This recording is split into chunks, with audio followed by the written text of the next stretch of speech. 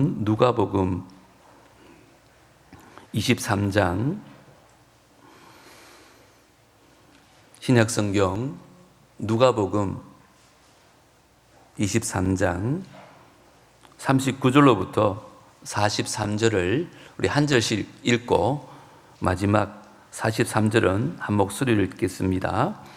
달린 행악자 중 하나는 비방하여 이르되 네가 그리스도가 아니냐, 너와 우리를 구원하라 하되,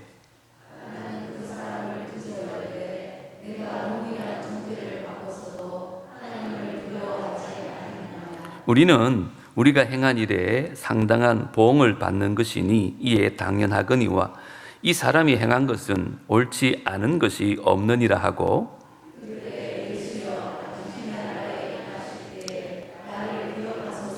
다 같이요. 예수께서 이르시되 내가 진실로 내게 이르노니 오늘 네가 나와 함께 낙원에 있으리라 하시니라. 아멘. 가끔 우리 목사님은 왜 사순절 얘기를 안 하시지? 이렇게 문의를 하시는 분이 있습니다. 여러분, 사실 우리가 속한 합동적 교단은 사순절을 지키지 않습니다. 우리가 고난주일, 부활주일은 있지만 사순절은 성경에 나와 있는 절기가 아닙니다. 종교개혁 이전에 가톨릭에서 이렇게 지켜왔던 예식인데, 칼빈이 종교개혁을 일으키면서 다분히 미신적인 요소가 좀 많다 그래가지고 사순절을 폐지했습니다. 그래서 그 후 한 300년 동안 개혁주의 신앙을 가진 교회들은 사순절을 지키지 않습니다. 그 중에 한 개가, 이분들이 이제 사순절이 시작되는 날이 수요일인데요, 머리에 젤을 이마에 바릅니다. 그리고는 40일 동안 주님의 고난에 동참하는 자기 절제를 합니다. 물론 의미는 있는데 그것이 구원에 이르는 것처럼 그렇게 가톨릭이 잘못 가르쳤습니다.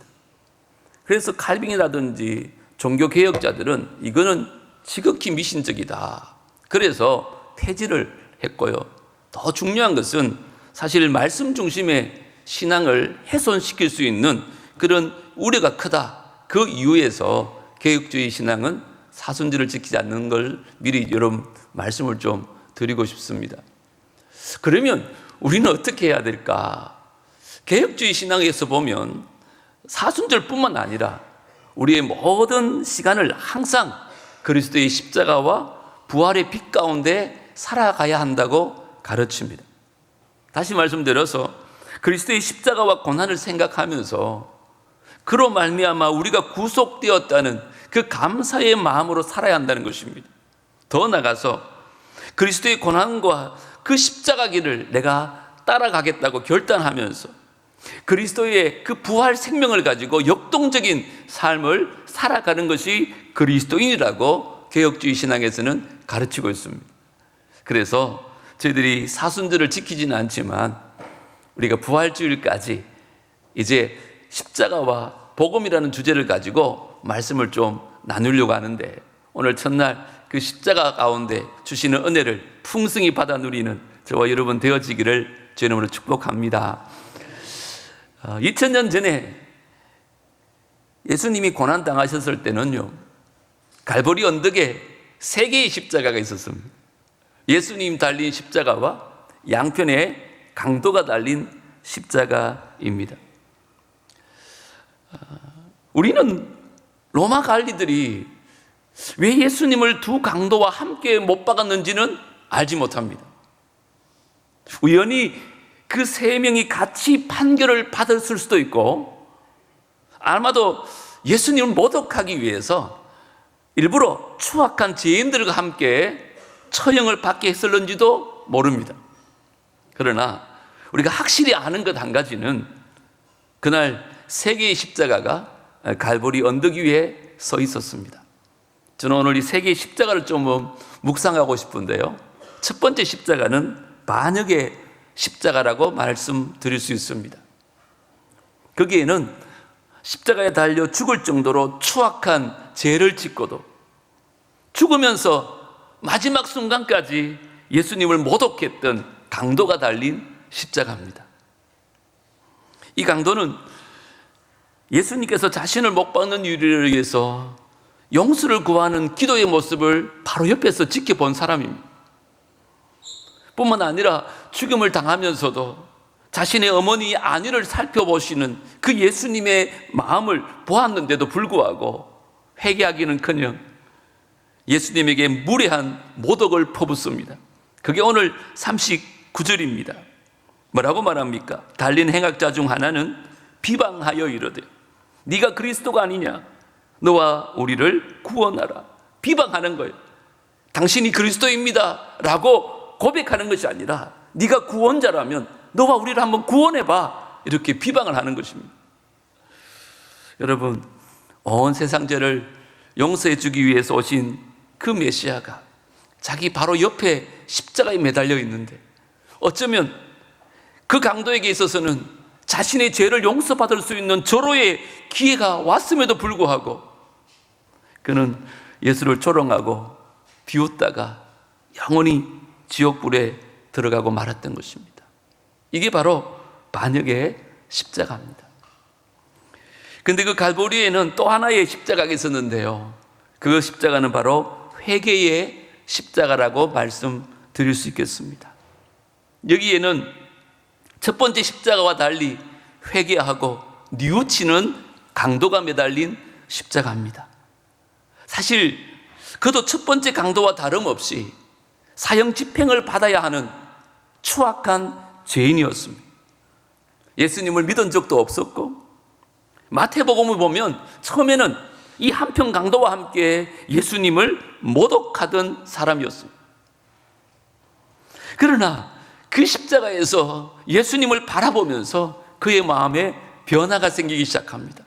특별히 예수님이 자신을 십자가에 못 박는 그 로마 군사를 보면서 저주하지 아니하고 오히려 그들에게 용서를 베푸는 그 기도의 모습을 보면서 야, 이분이 정말 구세주시구나, 그런 마음에 확신이 생겼던 것 같습니다.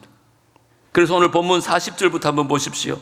하나는 그 사람을 꾸짖어 이르되 네가 동일한 정죄를 받고서도 하나님을 두려워하지 아니하느냐?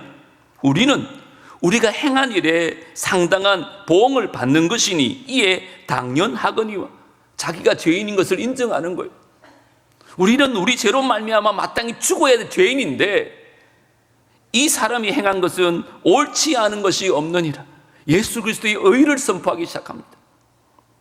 그리고는 이르되 예수여, 당신의 나라에 임하실 때에 나를 기억하소서. 그가 그 십자가에서 자기 죄를 회개하고 예수 그리스도를 믿기로 작정을 합니다. 그때 예수님이 뭐라고 하셨는지 우리 다 같이 한번 43절 한 목소리로 읽겠습니다. 시작. 예수께서 이르시되 내가 진실로 내게 이르노니 오늘 네가 나와 함께 낙원에 있으리라 하시니라. 아멘.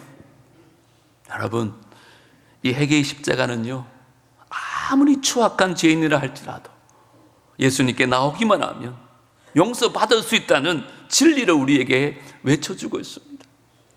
이 강도가 무슨 죄를 지었는지 제목은 나오지 않습니다. 근데 얼마나 끔찍한 죄를 지었는지 그 당시에 사형 선고를 받는데 십자가에서 사형 선고를 받을 정도로 큰 죄를 지은 것은 분명합니다. 이 사람도 첫 번째 죄수와 똑같이 흉악한 죄를 저지른 사람입니다. 그러나 그가 하나님을 두려워하는 마음을 가졌을 때 하나님 앞에 회개하기 시작합니다. 자기 죄를 깨닫기 시작하고 죄에 있는 것을 고백하기 시작합니다. 가끔 우리가 저지른 추악한 죄악을 바라보면서 나는 예수님께 용서받을 자격이 없어, 내가 하나님이라도 나는 아마 용서하지 못할 것 같아, 그런 분들 계시지 않습니까? 그런데요, 이 회개의 십자가는 하나님의 은혜 앞에 용서받지 못할 죄가 없다는 것을 오늘 우리에게 가르쳐주고 있습니다. 우리가 우리 죄를 자복하고 회개하면, 예수 그리스도를 믿기만 하면 하나님께서 우리 모든 죄를 흰 눈처럼 씻어주실 줄 믿습니다. 이게 바로 회개의 십자가입니다. 세 번째, 여러분, 이 용서의 소망은요, 이 갈보리 언덕에 섰던 또 다른 십자가 때문에 가능합니다. 그 십자가가 바로 구원의 십자가입니다. 하나님의 아들 예수 그리스도, 그분이 매달린 십자가입니다. 둘째 강도가 깨달았던 것처럼 우리 예수님은 아무런 죄를 저지른 적이 없습니다. 수많은 원수들이요, 뒷조사를 합니다. 제목을 찾아보려고. 그런데도 아무런 결함을 발견하지 못합니다. 재판정에서 그를 정죄할 것이 드러나지 않는 것입니다. 결국은 거짓 고발거리를 만들어낼 정도로 우리 예수님은 죄가 없으신 분이셨습니다. 그렇다면 아니 왜 십자가에서 예수님이 달려 돌아가셔야 할까요? 아무 죄가 없으시다면서요. 세상적인 관점에서 보면 역사상 가장 부당한 형벌을 받으셨지만, 하나님의 관점에서 보면 세상을 구원하기 위한 하나님의 놀라운 계획이 성취되는 십자가였습니다.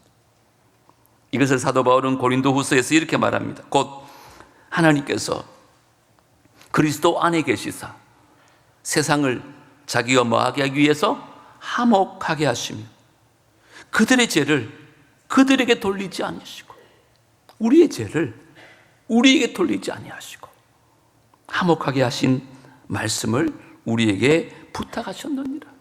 마땅히 우리가 짊어져야 될 죄를 그에게 다 전가시키신 거예요. 그래서 21절 다 같이 한번 읽어볼까요? 시작. 하나님이 죄를 알지도 못하신 이를 우리를 대신하여 죄로 삼으신 것은 우리로 하여금 그 안에서 하나님의 의가 되게 하려 하심이라. 그분은 죄를 몰라요. 그런 분이신데 우리를 대신하여 죄로 삼으신 거예요. 왜요? 그분의 의가 우리의 의가 되게 하기 위해서. 그래서 하나님과 원수였던 우리를 화목하게 하기 위해서 제물로 십자가에서 죽으신 거예요. 저와 여러분은 죄로 인해서 하나님을 떠난 존재였더랍니다. 그래서 영원한 불못에 던져질 수밖에 없는 우리의 운명을 구원하기 위해서 우리 예수님께서 우리 대신 죽으심으로 말미암아 우리의 죄값을 그 십자가에서 다 치루신 것입니다. 여러분, 구약의 제사는요, 제사함을 받기 위해서는 반드시 피 흘림이 필요했습니다.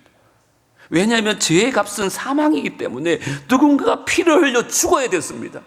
그래서 짐승이 우리를 대신해서 죽은 거예요. 그런데 우리 예수님께서 하나님의 거룩한 어린 양으로 이 땅에 오셔서 그 십자가에서 그 붉은 피를 흘려주심으로 말미암아 우리의 죄가 사함받았고, 동시에 예수 그리스도의 의가 그를 구세주로 믿는 모든 이에게 전가되기 시작했다는 거예요. 그래서 우리가 비록 죄인이지만 담대하게 주님 앞에 나와서 이렇게 예배할 수 있는 영광을 얻게 된 겁니다. 여러분 꼭 기억하십시오. 우리의 죄가 예수님의 죄가 되고요, 또 예수님의 의가 우리의 의가 되는 이 놀라운 기적이 이루어지기 위해서는요, 반드시 해야 될 게 있습니다. 먼저는 예수님께서 내 죄 때문에, 그 누구도 아니라 바로 내 죄 때문에 십자가에 돌아가셨음을 인정하셔야 됩니다. 그리고 우리의 모든 죄를 회개하고 더 나아가서 예수 그리스도를 나의 구세주로 믿고 영접해야 합니다. 그날 예수님을 십자가에 못 박는데 일익을 담당한 사람들이 주변에 꽤 많습니다.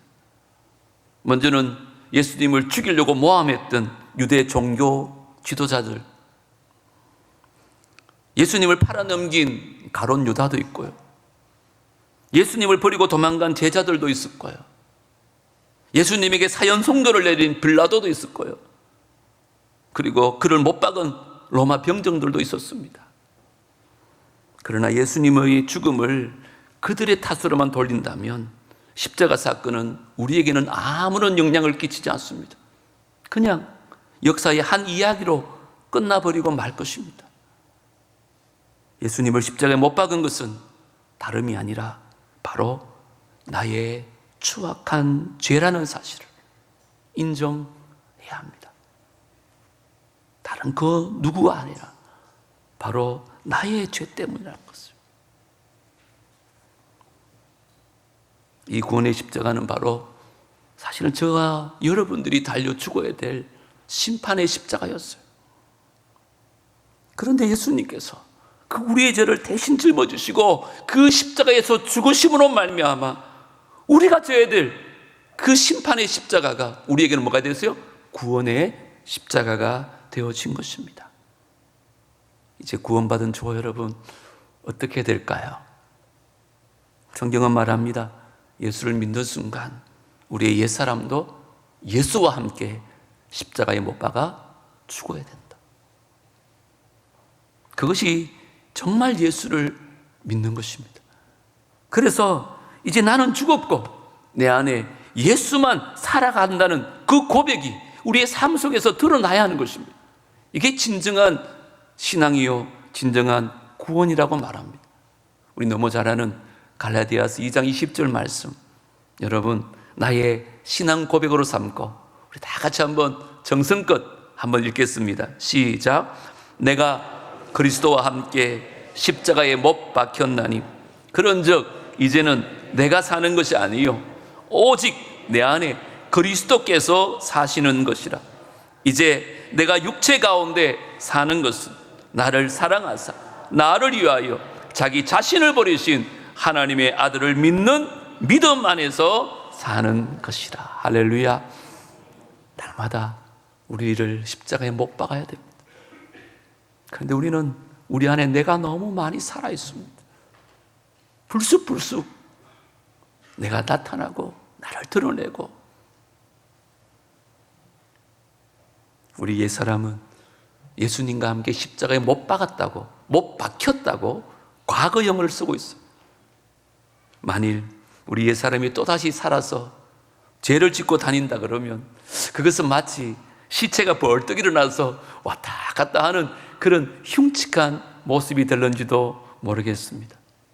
사랑하는 남부성도 여러분, 이제 더 이상 영적인 좀비처럼 어둠의 제약 가운데 헤매고 다니지 마시고 그 십자가로 말미암아 주님 안에서 새로운 삶을 살아갈 수 있는 저와 여러분 되어지기를 주름으로 축복합니다.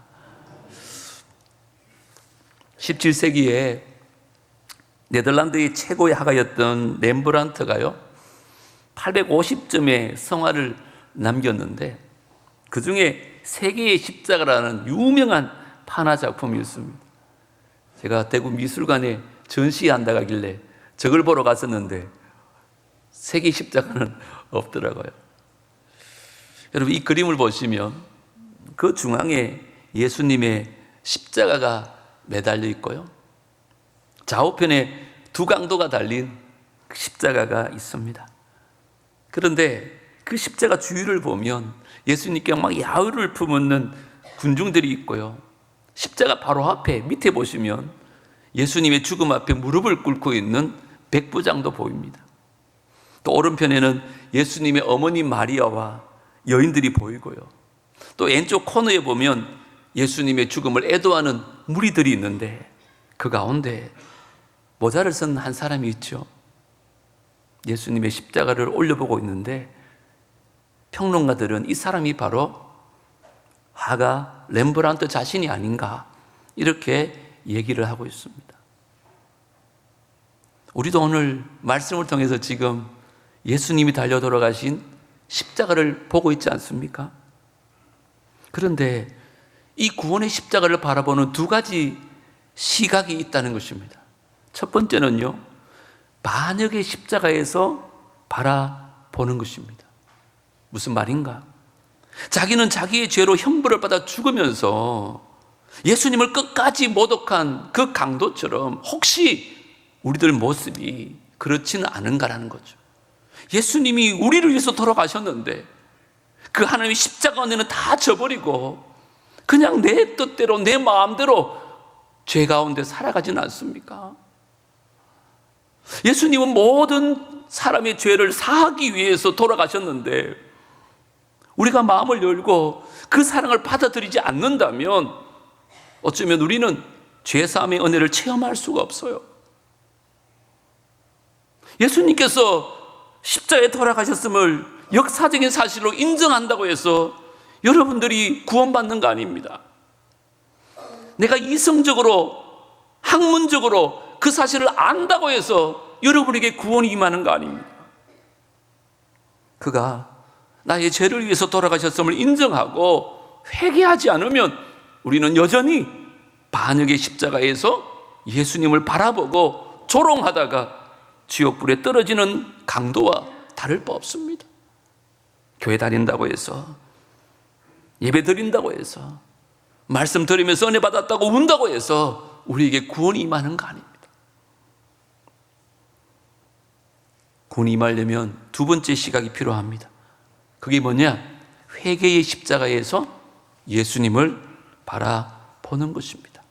아무리 우리가 추하고 악한 죄를 지었다 할지라도 그 십자가 밑에 엎드려서 우리 죄를 자복하고 회개하고 하나님의 은혜의 강에 우리 몸을 던지면 예수님의 피로 말미암아 우리의 주홍 같은 붉은 죄가 흰눈같이 휘어질 것이라고 성경은 선언하고 있습니다. 십자가에서 예수님이 받으신 그 고통과 그 죽음이 나의 죄로 인한 것을 인정하고 간절히 회개하며 하나님의 은혜에 의지할 때에 그리스도께서 우리에게 새 생명을 주실 뿐 아니라 저는 그 안에서 풍성한 삶을 누리게 하실 줄 믿습니다. 왜 그럴까요? 아니, 우리를 위해서 하나밖에 없는 아들을 주셨는데 하나님께서 우리에게 아까운 게 뭐 있겠습니까? 이게 제 말이 아닙니다. 성경이 선언했잖아요. 로마서 8장 32절 믿음으로 한번 고백합니다. 시작. 자기 아들을 아끼지 아니하시고 우리 모든 사람을 위하여 내주신 이가 어찌 그 아들과 함께 모든 것을 우리에게 주시지 아니하겠느냐. 할렐루야. 여러분, 아들을 누구를 위해서 줄 수 있겠습니까? 근데 하나님께서 자기 아들을 아끼지 아니하시고 우리 위해서 내어주셨다 그러잖아요. 여러분, 여기 내주셨다는 말이 제물로 바치다라는 히브리의 아케다라는 단어입니다. 창세기 22장에 보면 아브라함이 아들 이삭을 제물로 바치는 얘기가 나옵니다. 아브라함이 아들을 제물로 드리기 위해서 밧줄로 그를 묶습니다. 이게 묶었다는 단어가 창세기에 보면 아케다입니다. 좀 이해가 되십니까? 이 아들이 아브라함에게 어떤 아들입니까? 정말 눈에 넣어도 아프지 않는 너무너무 사랑스러운 아들 아닙니까? 그런데 하나님께서 어느 날 그 사랑스러운 아들을 번제물로 드리라는 것입니다. 번제가 뭔지 아세요? 각을 뜹니다. 그리고 불에 태우는 거예요. 짐승도 아닌데 아들을 그렇게 드려야 되는 거예요. 그것도 사흘 길을 걸어가서 그 모리아산에서 제사를 드리라는 거예요. 여러분, 이 시간 잠시 그 아들을 제물로 드릴 수밖에 없었던 아브라함의 심정을 한번 묵상해 보십시오. 지금 당장 드리라 그러면 어쩌면 순간적인 충동으로 저지를 수 있을지 모르겠어요. 그런데 아브라함의 경우는요, 이 제사를 드리기 위해서 사흘 길을 갑니다. 걸어가면서 무슨 생각이 들었을까요? 아들을 죽이는 것을 계속 생각하며 갔어야 됩니다. 내가 아들에게 무슨 말을 해야 될까? 이 아들을 어떻게 죽일 수 있을까? 모르긴 해도 막 도망가고 싶었을 겁니다. 피하고 싶었을 것입니다. 게다가 가는데요, 이삭이요 자꾸 물어요. 아버지, 희생제물을 불사를 나무도 있고요, 불쏘시개도 있는데 아니 정작 있어야 될 희생제물이 없어요. 아들에게 네가 바로 그 희생제물이야 말할 수 있겠습니까? 아무 말도 못하고 그 아브라함의 마음이 얼마나 괴로웠을까요? 정말 되돌아가고 싶고 도망치고 싶고 그런 마음이 꿀뚝 같았지만 하나님의 말씀에 순종하기 위해서 묵묵하게 그 모리아산에 나가는 것입니다. 그리고는 하나밖에 없는 아들을 번제로 드리기 위해서 묶습니다. 이게 아케다입니다. 사실 아브라함에게서 이삭은 자신보다 더 소중한 사람일 수 있습니다. 이삭을 드렸다는 것은 아브라함 입장에서는 자신의 온몸과 마음과 생명을 묶어서 하나님께 드리는 것보다 더 어려운 일이었습니다. 여러분, 그리고 그 당시 이삭은요, 아주 건장한 청년이었고 아브라함은 아주 나이가 많아서 100세가 훨씬 넘은 할아버지입니다. 이삭이 아버지가 자기를 묶을 때 아버지의 생각을 몰랐었겠습니까? 그럼에도 불구하고 이삭은 마지막 순간까지 자기의 힘을 쓰지 않습니다. 아버지의 뜻이 있겠지. 아마 아버지가 하나님의 뜻대로 그렇게 이루시겠지. 그리고는 제단 위에 묶인 채로 올라가는 그 이삭의 모습을 한번 상상해 보십시오. 이것이 바로 우리를 위하여 아들을 내어주신 우리 하나님 아버지의 모습이고, 또 우리를 위하여 자기의 생명을 그 십자가의 제물로 바친 예수님의 모습인 줄 믿습니다. 그 예수님이 지신 십자가가 바로 이 아케다의 십자가입니다. 여러분, 예수님이 꼭 죽으셔야 될 이유가 없어요. 거절할 수도 있었습니다. 하나님 입장에서도요, 모든 인류를 다 쓸어버리고요, 새로운 인류를 창조하셔도 됩니다. 어쩌면 그게 마땅합니다. 그런데 우리가 하나님의 형상대로 지음받은 하나님의 자녀라는 사실 때문에 우리를 위한 하나님의 사랑이 도저히 그렇게 할 수가 없었던 것입니다. 그래서 우리를 살리기 위하여 하나밖에 없는 아들을 내어주신 것입니다. 왜요? 유일한 길이기 때문에, 그 길밖에 없기 때문에, 우리 예수님도 그것을 아셨기 때문에 이 땅에 육신의 몸을 입고 오셔서 33년 동안 그 십자가에 돌아가실 날을 준비하십니다. 여러분, 십자가의 죽음은 단순한 육체적인 고통으로 끝나지 않아요. 제가 언제 한번 설교를 드렸는데, 예수님에게 있어서 가장 고통스러운 순간은 한 번도 분리된 적이 없는 삼위의 하나님, 영원전부터 함께 계셨던 그 하나님으로부터 분리가 되어진다는 사실입니다. 뿐만 아니라 그토록 사랑하시는 그 성부 하나님 아버지의 진노를 다 뒤집어 써야 됩니다. 이게 얼마나 고통스러울까요? 육체의 고통은 그에 비하면 고통도 아니에요. 그래서 결국은 내 뜻대로 마옵시고 아버지의 뜻대로 하옵소서, 그렇게 말씀하시면서 자기 자신을, 아니 자기 생명을 저와 여러분을 위해서 십자가에 매단 것입니다. 사랑하는 여러분, 우리를 위해서 자신의 생명까지 스스로 내어주신 그 예수님께서 우리를 위해서 뭘 못하시겠습니까? 하나밖에 없는 아들을 우리를 위해서 내어주시기까지 하신 하나님께서 우리에게 뭐가 아깝겠습니까? 너희가 악할지라도 자식에게 좋은 것을 줄 줄 알거든. 하물며 하늘에 계신 아버지께서 구하는 자에게 좋은 것을 주시지 않겠느냐? 십자가는 단순히 우리의 죄사함을 위해서 그저 한번 쳐다보고 말 십자가가 아닙니다.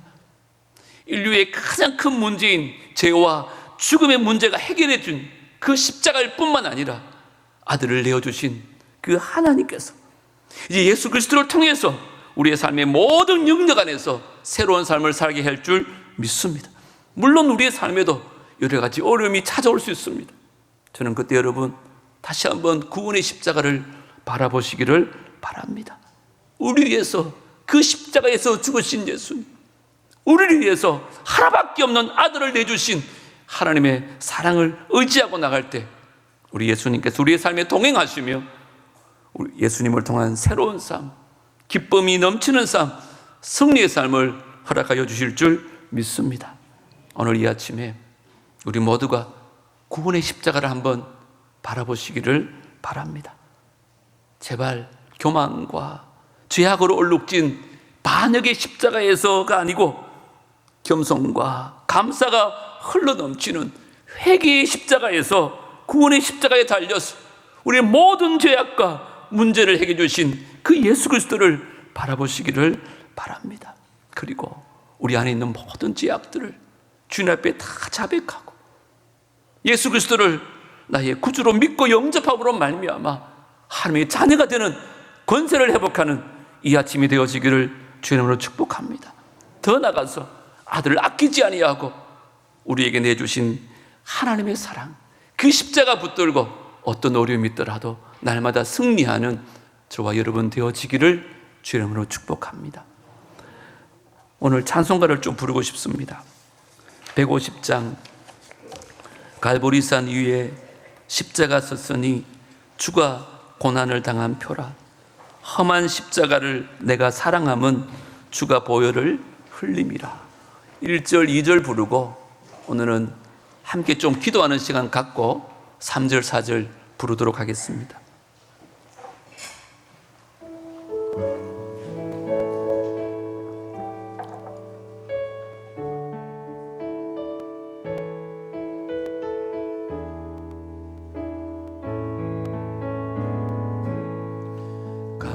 갈보리산 위에 십자가 섰으니 주가 고난을 당한 표라. 험한 십자가를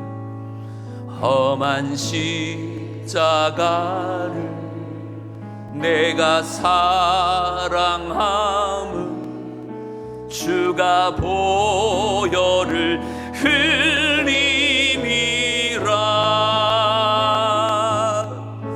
최후 승리를 얻기까지 주의 십자가 사랑하겠습니다. 주의 십자가 사랑하리. 빛난 면류관 받기까지, 빛난 면류관 받기까지 험한 십자가 붙들겠습니다. 험한 십자가 붙들겠네. 멸시천대 받은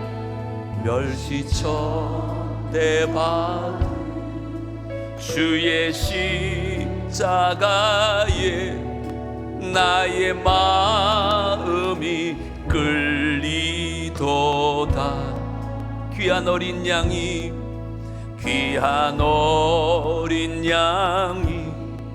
세상 죄를 지고 험한 십자가 지셨도다. 아멘. 최후 승리를 얻기까지 주의 십자가 사랑하리. 빛난 면류관 받기까지, 빛난 면류관 받기까지 험한 십자가 붙들게. 이 시간에 함께 기도하겠습니다. 먼저는 우리가 아직 반역의 십자가 위에 매달려 있지는 않은지, 아직 여전히 죄악 가운데 주님을 인격적으로 만나지 못하고 교회는 다니지만 예배는 참석하지만 여전히 구원의 확신 없이 그렇게 살고 있지는 않은지, 이제 회개의 십자가에서 나의 모든 죄를 자백하고 예수 그리스도를 인격적으로 모시고 주님과 함께 십자가 붙들고 살아가게 해달라고, 앞으로 어떤 어려움이 있더라도 그 십자가 붙들고 나를 위해서 하나밖에 없는 아들을 아끼지 않으신 그 주님의 사랑 기억하며 이 힘든 세상 승리하며 살게 해달라고 우리 주님 한번 부르고 통성으로 다 같이 한번 기도하겠습니다. 주여, 하나님 아버지 감사합니다. 오늘 이 시간 부족한 종이 하나님 아버지 십자가 복음을 전합니다. 주의 종에게부터 여전히 반역의 모습이 있습니다. 아직까지 옛사람이 남아있습니다. 여전히 부족하고 여전히 깨어질 수밖에 없는 죄인의 모습이 있습니다. 하나님 아버지여, 나의 모든 죄를 용서하여 주시옵소서. 하나님, 이제 오늘 이 아침에 나의 죄를 돌아보게 하여 주시옵소서. 나를 위해 십자가 지신 하나님, 나의 죄 때문에 죽으신 하나님, 하나님, 우리 자신을 돌아볼 수 있는 은혜가 있기를 원합니다. 그 회개의 십자가에서 그 구원의 십자가를 바라보게 하여 주시옵소서. 우리의 모든 죄가 주홍같이 붉을지라도 흰 눈처럼 비어질 줄 믿습니다. 오늘 이 아침에 우리가 예수를 만나게 하여 주시고, 예수 그리스도로 말미암아 구원의 역사가 일어나게 하여 주시고, 앞으로 어떤 어려움을 만나더라도 그 십자가 붙들고 그 주님 바라보고 달려갈 길 다 달려가게 하여 주시옵소서.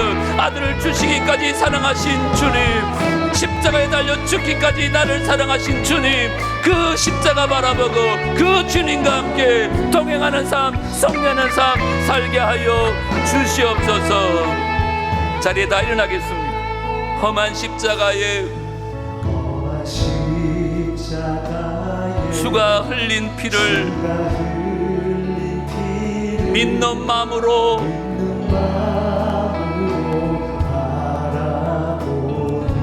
나를 용서하고 내 죄 사하시려, 내 죄 사하시려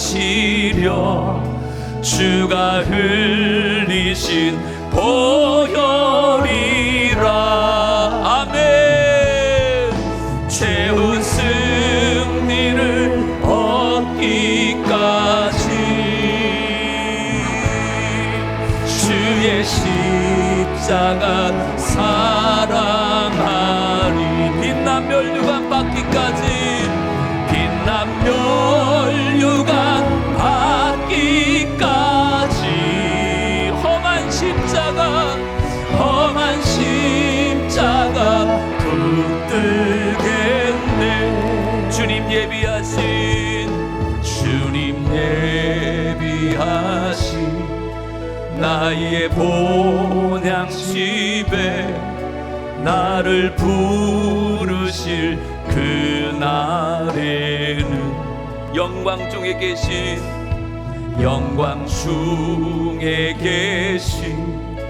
우리 주와 함께 내가 죽도록 충성하리. 아멘. 주의 승리를 얻기까지 주의 십자가 사랑하리.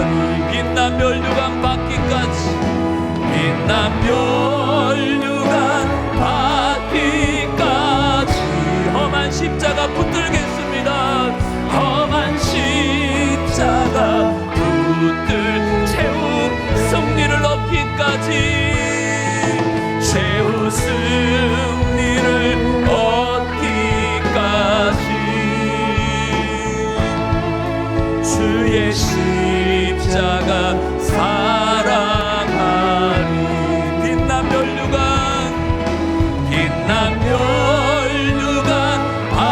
받기까지 험한 십자가 붙들겠네.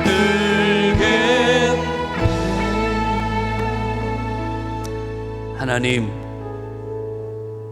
갈보리 언덕에 서 있던 세 개의 십자가를 묵상해 봅니다. 교회는 다닌다고 하지만 여전히 반역의 십자가에 매달려 있는 강도처럼 주님의 사랑을 만나지도 못하고 삶의 변화도 없이 의인인 양 남을 정죄하며 그렇게 비난하며 살아가고 있지는 않은지요. 오늘 이 아침에 우리 모두를 회개의 십자가에서 자신을 돌아보게 하여 주시고 우리의 죄악을 철저하게 인정하며 회개하게 하시고 구원의 십자가를 바라보며 그 주님을 만나고 돌아갈 수 있는 귀한 아침 되게 하여 주옵소서. 우리를 떠나지 마시고 우리를 버리지 마옵소서. 나를 위해서 십자가 지기까지 나를 사랑하신 주님과 함께 동행하게 하시고 나를 위하여 하나밖에 없는 아들을 주시기까지 하신 그 하나님의 사랑 붙잡고 살아가게 하여 주옵소서. 최후 승리 얻기까지 그 십자가 사랑하게 하시고 빛난 면류관 받기까지 험한 십자가 붙들게 하여 주시옵소서. 예수님 이름으로 기도드리옵나이다. 아멘. 이제는 우리 구주 예수 그리스도의 은혜와 하나님 아버지의 무한하신 사랑과 성령 하나님의 교통하심과 내주하심과 인도하심이 철저하게 내가 죄인인 것을 고백하고 예수 그리스도의 십자가 보혈로 제사함 받고 주님과 동행하며 십자가 붙들고 살아가기로 결단하고 돌아가는 귀한 주의 백성들과 그들의 가정과 자녀들과 하시는 모든 일들과 사랑하는 남부교회 공동체 위에 이제로부터 영원토록 함께 있을지어다.